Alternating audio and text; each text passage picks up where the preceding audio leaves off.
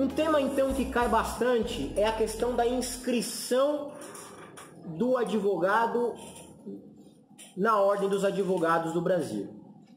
O artigo 8º do Estatuto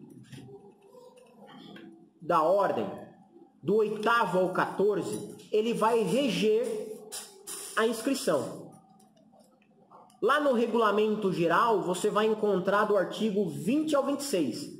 Então, do 8º ao 14 no Estatuto e do 20 ao 26 no Regulamento Geral. O artigo 8º, ele fala daquilo que é necessário para que o advogado seja efetivamente inscrito. Está lá, capacidade civil, diploma ou certidão de graduação em direito, por instituição credenciada, meio óbvio, né? Título de eleitor e quitação do serviço militar, se brasileiro. Aprovação no exame de ordem, meio óbvio. Não exercer atividade incompatível com a advocacia. Aí você já faz um asterisco que a resposta do que é incompatível e do impedimento você encontra no capítulo de incompatibilidades e impedimentos, lá do artigo 27 ao 30 do Estatuto. Então, olha só, esse dispositivo se complementa com a incompatibilidade e impedimento do 27 ao 30. Quem tem atividade incompatível com atuação na ordem não pode se inscrever. Como, por exemplo, militares da ativa, membros do Poder Judiciário, gerentes e diretores de instituição financeira, banco, ainda que privada. Ainda que privado, olha só que interessante. Isso está lá. Também, para se inscrever, é necessário idoneidade moral e prestar compromisso perante o Conselho. Já falaremos da idoneidade moral. Por enquanto, este é o rol de dispositivos. Já falando em paralelo do estagiário, você sabe bem que o estagiário, nos termos do artigo 3º, parágrafo 2º do Estatuto, o estagiário pode praticar atos típicos de advogado, sim ou não? Artigo 3º, parágrafo 2º.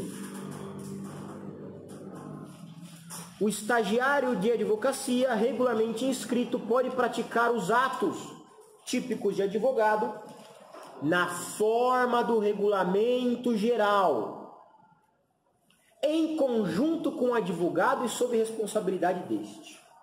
Vejam que tem uma série de coisas.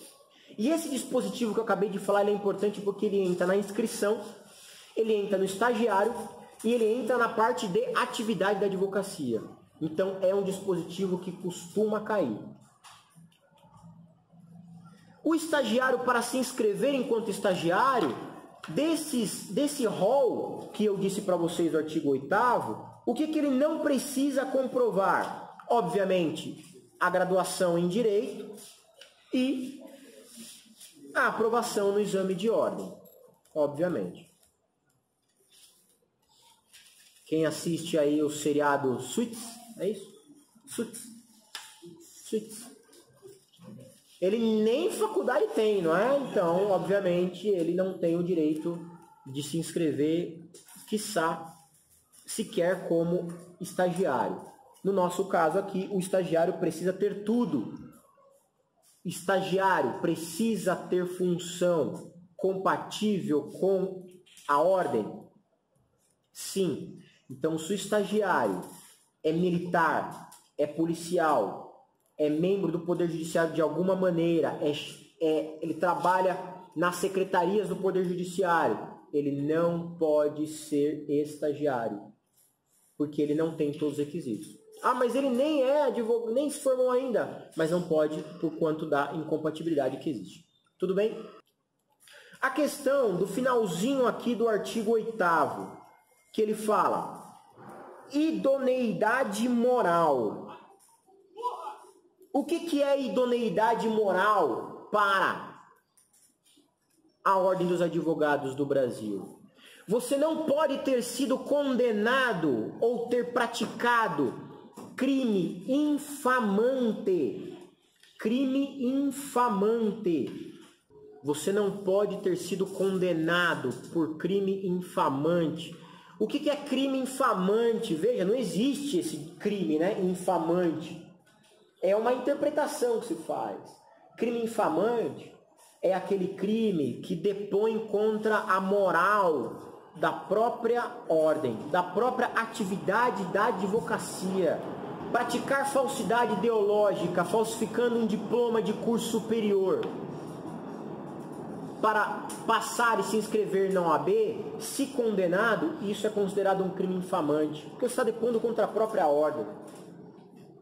Você praticou algum ato no exercício da sua profissão, típica distorção, de corrupção ativa, em que a sua ação, além de deplorável, ou melhor, típica de corrupção passiva, né? Você, enquanto advogado, a sua ação, além de deplorável, criminalmente falando, ainda depõe contra a própria ordem. Mas também é possível você ser considerado moralmente inidôneo para exercer a atividade de advogado, mesmo sem condenação, porque a condenação por crime infamante tem que ser transitada em julgado. Mas imagine que você não tenha condenação, mas tenha lá uma notícia que depõe severamente contra você, que alguém sabe dessa informação, e essa pessoa vai e te denuncia, vai lá no conselho seccional, na subseção, no tribunal de ética e denuncia e apresenta provas contra você. Veja, quando o advogado ou aquele que pretende ser advogado não é condenado por crime infamante, uma denúncia formal, não denúncia anônima, uma denúncia formal, em que eu apresente uma acusação contra aquele que pretende ser advogado, pode dar início a um processo. E este processo, se for votado por 2/3 do respectivo conselho seccional, então precisa ter a votação de 2/3 do respectivo conselho seccional, impedirá você de se inscrever na ordem. Então olha só, quem praticou alguma coisa antes de se inscrever e não tem condenação, mas a pessoa tem provas disso, de que ele é moralmente inidôneo, apresenta essas provas e o conselho seccional, por votação de 2/3 dos seus conselheiros, pode declarar você moralmente inidôneo e você será impedido de se inscrever, ainda tenha passado no exame de ordem. Isso está no parágrafo 3º do artigo 8º. Parágrafo 3º do artigo 8º do Estatuto.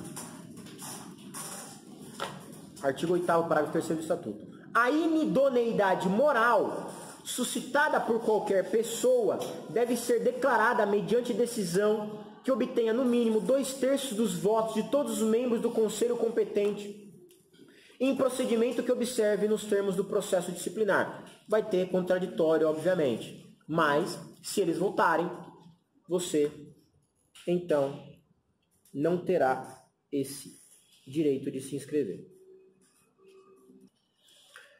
Quem tinha súmulas novas do Conselho Federal, súmulas 9, 10 e 11 deste ano do Conselho Federal, a prática de violência contra a mulher, crianças, idosos e portadores de deficiência ou por orientação sexual